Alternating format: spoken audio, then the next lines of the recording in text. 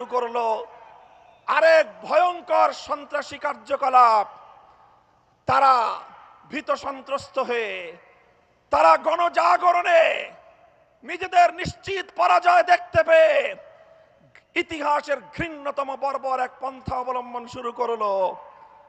আমার মায়েরা, আমার বোনেরা, আমার মেয়েরা, তারা জনগণের পক্ষে নির্বাচনের ক্যাম্পেইন করার জন্য নির্বাচনের দাওয়াতি কার্যক্রমে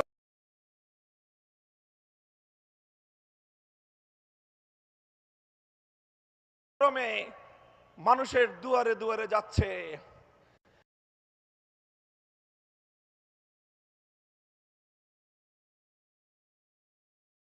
এখন তারা বীরু কাপুরুষের মতো আমাদের নারী সমাজের গায়ে হাত তুলবার মতো দুঃসাহসিকতা এবং ঘৃণ্য কাজ করছে তারা।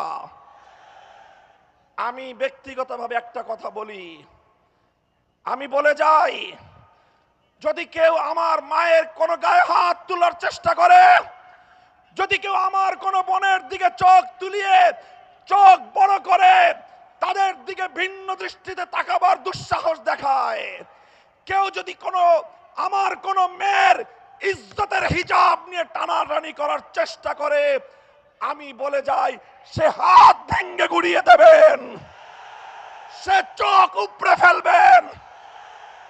মায়ের ইজ্জত রক্ষা করার জন্য, বোনের ইজ্জত রক্ষা করার জন্য আমি বলি, আমি কোনো আইন মানব না, আমি বিদ্রোহ করব।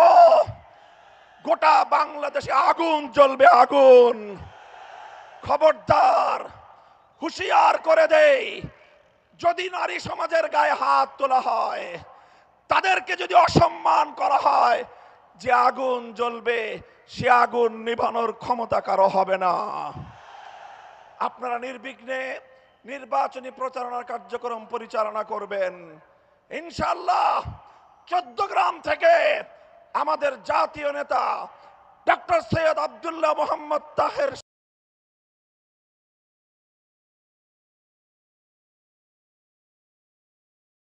সাহেব বিপুল ভোটে দাঁড়িপাল্লায় বিজয়ী হবে।